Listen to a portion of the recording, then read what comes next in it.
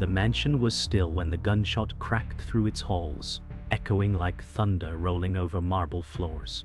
A wine glass toppled from the long oak table, crimson liquid spilling across white linen like blood foreshadowing death. Don Vario, the feared patriarch of the family, clutched his chest as his hand smeared the polished wood, the weight of betrayal collapsing him onto the rug. His eyes widened in disbelief as he fumbled for the phone in his pocket, gasping against the blood in his throat. With trembling fingers, he typed a final message. "It's done. The king is dead." His hand fell limp, phone buzzing once before silence swallowed the room. Somewhere in the shadows, the betrayer's footsteps receded, leaving only the echo of power undone. Word spread fast. By midnight, whispers of Don Vario's death rippled across the city. Soldiers gathered in the courtyard, eyes darting with suspicion. Lorenzo said someone inside pulled the trigger. "Outsiders don't walk into this house alive." Salvatore spat to the side, voice low. Salvatore said, "If loyalty's gone, blood will answer blood." The family empire stood fractured at its roots, suspicion gnawing like rats in the dark. In the city's dim backroom bar, Marco sat alone, cigarette burning low between his fingers, the news already clawing at him. Marco whispered, "The king is dead, and the kingdom will eat itself alive." The words clung to stale smoke and cheap whiskey. Marco had been raised to bleed for the family, but tonight the weight of their sins pressed heavier than the smoke-filled air. At the mansion, the widow Isabella stood beside her husband's bloodstain, silent as stone. Relatives murmured in the corners, suspicion circling her like vultures. One cousin muttered, "She knew too much.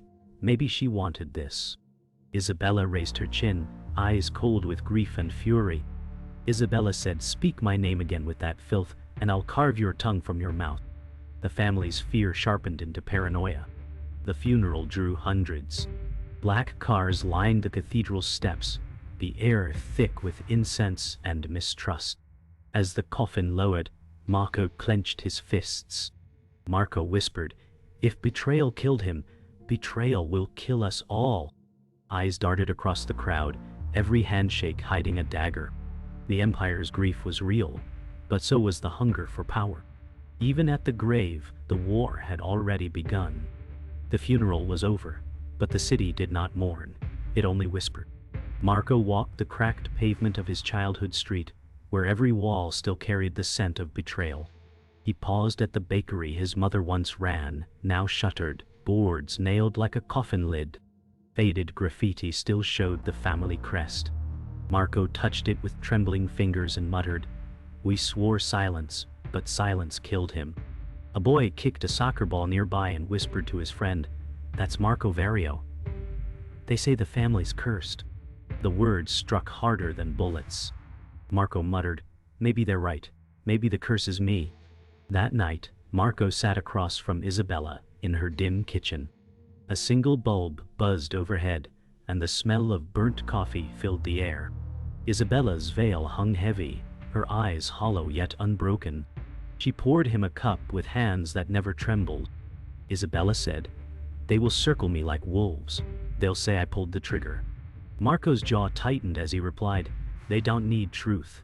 They need a body to bury." Isabella slammed her hand against the table, rattling the cups. Isabella said, "Then give them theirs before they come for ours." Marco saw her grief had curdled into fury. He whispered, "Your rage is louder than their lies." She stared back, steel hidden behind tears. At the docks, Marco met Lorenzo, the air thick with oil, fish and salt. Cargo men whispered, avoiding their eyes. Lorenzo lit a cigarette and exhaled smoke through clenched teeth. Lorenzo said, "Everyone's pointing fingers. Some point at you." Marco stared at the black water, voice low. Marco said, "Let them. Eyes don't kill, bullets do." Lorenzo grabbed his arm. Lorenzo said, "Don't be blind. Loyalty's rotting. Our veins don't carry blood anymore, they carry poison." Marco yanked free, muttering, "Then I'll choke the poison out." The waves slapped against the pier, each crash sounding like distant gunfire. Both men knew war had already begun. Marco descended into the damp basement where Anna sat, her cousin, scarred and frail, eyes burning with old betrayals. The single bulb flickered overhead, casting long shadows across her bruised arms. She whispered, "He promised me freedom. Don Vario said he'd end this prison." Marco's chest tightened. Marco said, "He's gone, but I'll keep his word." Anna laughed bitterly, her voice raw. Anna said, "A Vario's promise is smoke. It curls, it fades, it chokes. You'll forget me like he did." Marco's fists clenched. Marco said, "Not this time."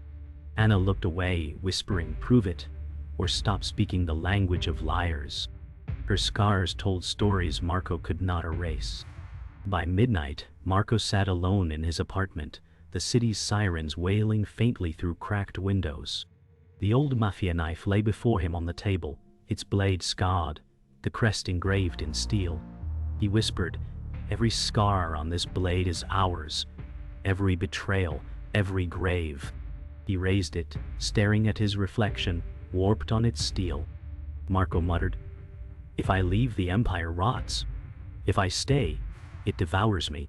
His hand slammed the knife into the wooden table, splinters flying.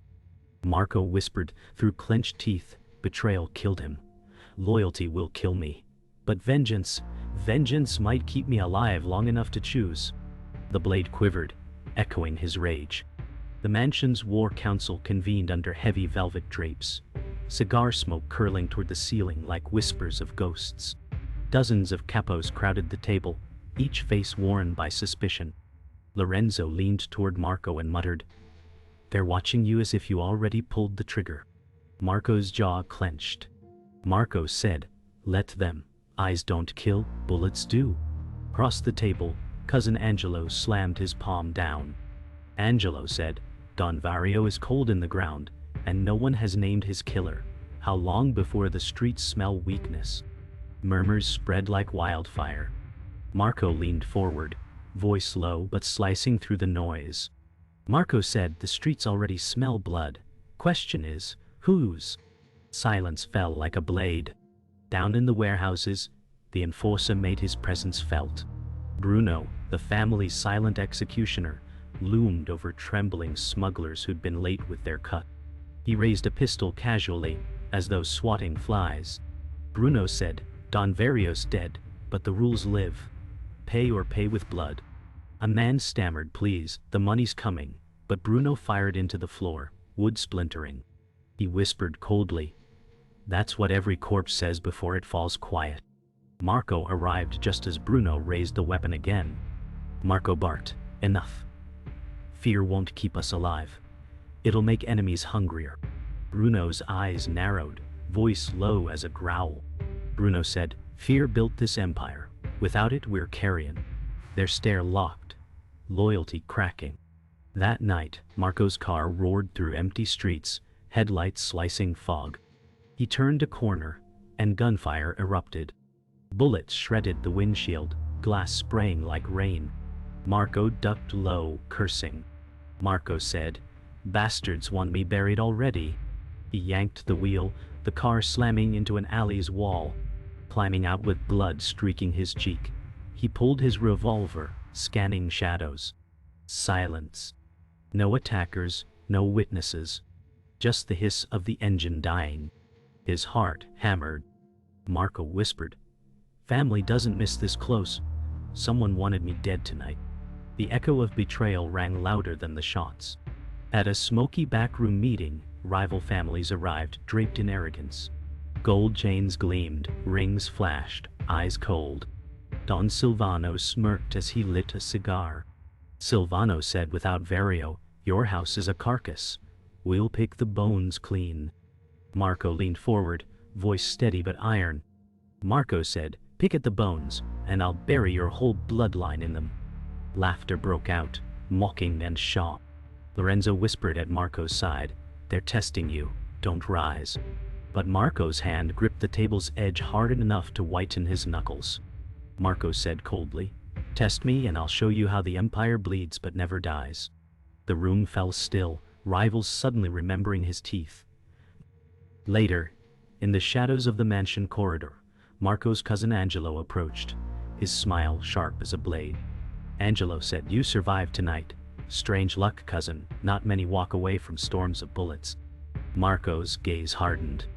Marco said, "Luck doesn't spray bullets from shadows. Family does."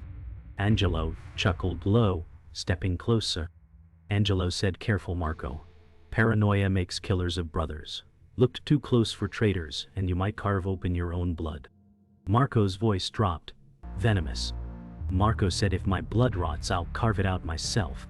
Angelo's smirk lingered in the dark as he walked away, leaving suspicion festering like an open wound. Marco sat in Don Vario's old study, moonlight spilling across dust-laden shelves. Papers lay scattered before him, account books coded in familiar symbols. He flipped a page and froze. Payments funneled not to allies but to rivals. Marco whispered, "This isn't loyalty. This is betrayal inked in ledgers." His pulse thudded as realization struck. Someone inside had been starving their empire for years, bleeding them quietly. Lorenzo entered, eyes narrowing at the spread. Lorenzo said, "You weren't meant to find that. Those books are poison." Marco slammed his fist down, voice sharp. Marco said, "Poison written by our own hands." The truth burned. Betrayal had roots deeper than bullets. The next evening, news spread like wildfire. Carlo, one of Marco's most trusted allies, had died in a supposed accident. Car overturned in flames on the highway. Marco stood before the wreck, smoke curling into the black sky, acrid stench of gasoline choking the air. A police officer muttered, "Brake lines cut. Professional job." Marco clenched his fists until his nails bit into skin. Marco whispered, "They're not just cutting us down. They're silencing anyone who'd stand with me." The flames reflected in his eyes, not just fire but war declared. Behind him, shadows whispered names. Family turning into predators. That night, a message arrived in Marco's private safe house. A single envelope lay on the table, no markings. He slid it open. Inside, a single photograph. Don Vario with an unknown figure in shadows. Scribbled across the bottom, "The empire was never his. It never was yours." Marco's chest tightened, fury lacing every heartbeat. He whispered, "Who pulls the strings if not him?" A second paper fell out, a list of names, politicians, foreign cartels, powerful elites. Lorenzo muttered, "This isn't family business anymore, Marco. This is the world." Marco's gaze hardened. Marco said, "Then I'll tear the world apart if it keeps its hands on my blood." Confrontation exploded when Marco stormed into Angelo's private chambers. Angelo sat coolly, swirling whiskey in his glass. Marco slammed the photo onto the table. Marco barked, "How long have you been feeding them, cousin? How long have you sharpened knives for my back?" Angelo smirked, unbothered. Angelo said, "Since the day I realized this empire was built on lies. Since I saw you worship a king who was already on his knees to greater lords." Marco lunged, grabbing his collar. Marco roared, "You bled us dry." Angelo's eyes glinted. Angelo said, "I freed us. You just don't see the chains you wear." The glass shattered as truth ripped the bloodline apart. Later that night, Marco stood alone on the balcony, city lights burning like 1,000 lies beneath him. Betrayal had never been faceless. Now it wore his cousin's smirk, his family's voice. He whispered, "All these years, I thought loyalty was our strength. But it was the knife we gave each other." The list of names burned in his pocket, heavier than any weapon. Marco clenched the railing until metal bit into his palms. Marco whispered, "This isn't just war. This is a reckoning." Behind him, footsteps echoed, whether ally or predator he didn't know. The empire's cracks had widened into a chasm, and Marco now stood on its edge. The estate's gates loomed under storm clouds, lightning streaking the sky as Marco marched forward, pistol gripped tight. Lorenzo tried to block him, voice trembling. Lorenzo said, "Walk in there and you don't walk out. They've been waiting." Marco shoved past, his eyes burning with fury. Marco said, then let them wait. Tonight the rats choke on fire. Guards raised rifles, but Marco's glare froze them. He pushed open the heavy doors, stepping into the lion's den.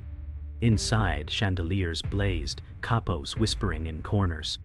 Every face turned toward him, silence thick as ash. Marco roared, "Which one of you called the shot that killed my Don? Which one of you drinks from my family's blood?" In the gilded hall, Angelo rose from a leather chair, whiskey glass in hand, smirk slicing through the silence.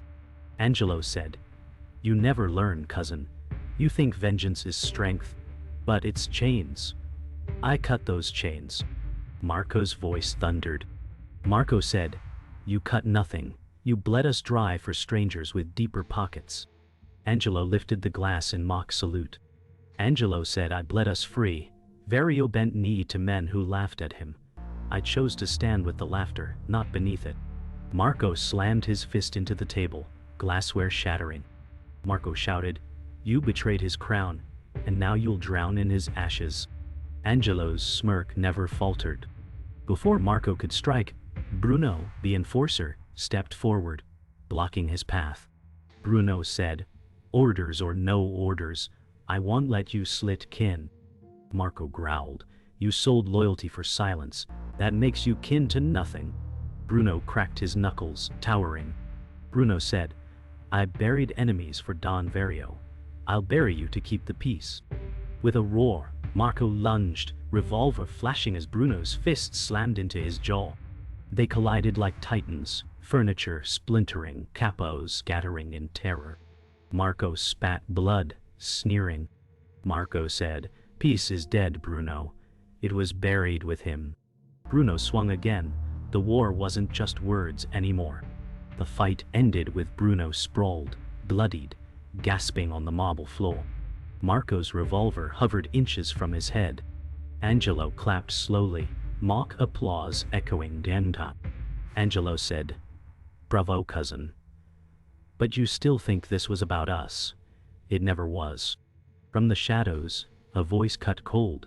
A figure in a gray suit stepped forward, eyes sharp with power. The man said, "Don Vario was my puppet. Angelo only sped his fall." Marco's stomach twisted, fury boiling. Marco said, "So the empire was never ours, just strings in your hands." The man smiled thin. The man said, "And you, Marco, were always meant to be my cleanup." Marco's finger tightened on the trigger. Lightning split the night outside as Marco faced them all. Angelo smirking with venom, Bruno broken at his feet, and the hidden master pulling strings.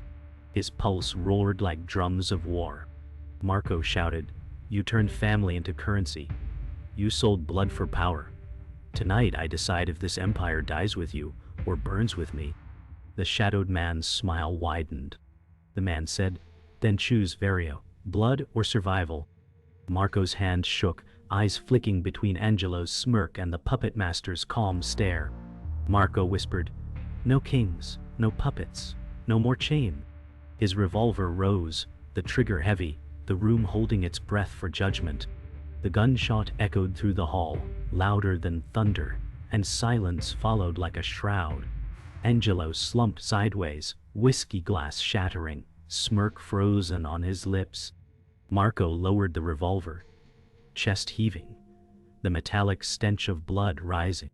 Lorenzo stepped into the doorway, face pale. Lorenzo whispered, "You did it. You killed your own blood." Marco's voice was gravel. Marco said he stopped being blood the moment he sold us for gold. The hidden puppet master had already vanished into shadows, his laughter faint like a ghost. Marco stood surrounded by corpses and broken oaths, realizing the empire wasn't taken, it was burned from within. The next morning, soldiers gathered in the courtyard, whispers heavy as ash. Some shouted loyalty, others murmured betrayal.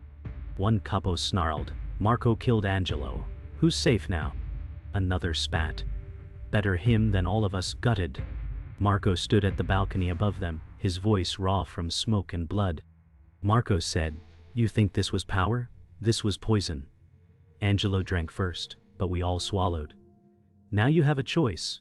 Keep feeding the same sickness, or bury it with me. Murmurs rippled, loyalty fracturing like glass.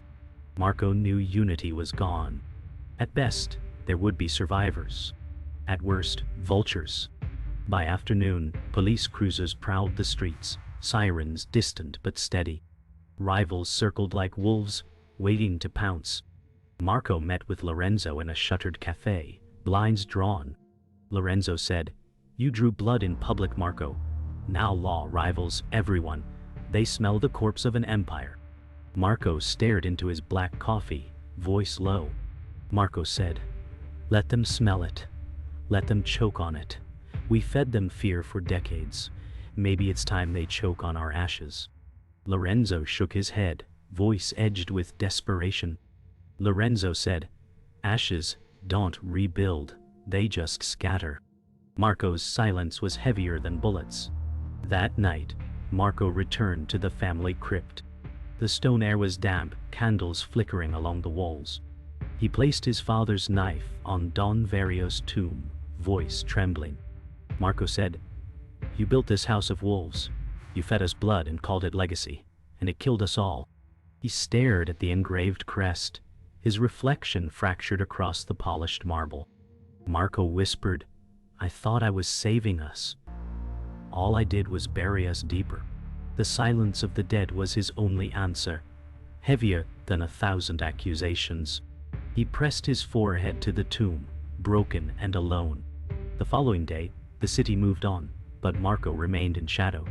He walked through streets once ruled by his name, now claimed by vultures and rivals. Children whispered his surname like a curse, soldiers spat it like a warning. Marco's eyes were hollow, yet his steps steady. He muttered, "The empire's gone, but blood never washes clean." He paused at a crossing, staring at strangers who looked back with fear. For the first time, he felt not power, but exile. Marco whispered, "I am what betrayal makes, a survivor among ruins." The world around him no longer bowed. It turned its back. The rain fell hard that night, washing blood and smoke from the streets, but not from Marco's hands. He stood in the alley where his father once taught him to throw a knife, the stones slick and dark. His voice cracked as he muttered. He said, "Loyalty is steel, sharper than any blade, but steel rusts and blood rots." Lorenzo appeared at the alley's edge, coat soaked. Lorenzo said, "Leave this city, Marco. There's nothing left but graves." Marco shook his head, eyes hollow. Marco said, "The city is graves. If I leave, the dead follow. If I stay, at least I see where they lie." The rain drowned their silence. At dawn, Marco visited Isabella's home one last time. She sat in her dark parlor, draped in black, her face lined with grief carved deep. Isabella said, "You avenged him, but you didn't save us." Marco lowered his gaze, voice gravel. Marco said, "There was nothing left to save." She gripped the arms of her chair, fury burning through her mourning. Isabella said, "Then you should burn with them." That's what loyalty demanded. Marco looked at her for a long moment before whispering, "Loyalty demanded too much. I gave all I had. Now all I have left is exile." She turned away, her silence harsher than words. By noon, Marco wandered the harbor where ships groaned at their moorings. Fishermen cast nets, indifferent to the name that once ruled the city. A stranger recognized him, muttering to another, "That's Vario's blood, cursed." Marco overheard, but his face betrayed nothing. He whispered to himself, "A king's son, a soldier's hand, a traitor's name. Dan's my crown now." Lorenzo stood beside him, hesitant. Lorenzo said, "You could still build something new." Marco stared at the waves, expression carved from stone. Marco said, "I built enough graves. I'll build no more." The gulls shrieked above, carrying his words out to sea. That night, Marco walked the city one final time. The neon lights flickered over his face, painting him in colors of ghosts and sins. He passed corners where his cousins once laughed, bars where soldiers once drank, alleys where blood ran freely. Every step was a farewell, every glance a confession. He whispered, "This city doesn't belong to me anymore." Maybe it never did. The streets were quieter now, but beneath the quiet was a pulse. Rivals waiting, law circling, death whispering. Marco stopped under a broken street lamp and looked up, eyes hollow. Marco whispered, "The Empire is dust, and so am I." The final moment came at dawn. Marco stood on a rooftop overlooking the city, wind tugging at his coat. The skyline glowed with the rising sun, but for him it was nothing but ash. He pulled out his father's knife, blade dulled, crest scarred. He whispered, "Legacy is a curse. Blood is a cage, and I am its last prisoner." His hand trembled, not with fear but with exhaustion. Lorenzo's voice called faintly from the stairwell, "Marco!" Marco didn't answer. He dropped the knife, metal clattering against concrete, and turned his back on the rising sun. Step by step, he disappeared into shadow, leaving behind only silence.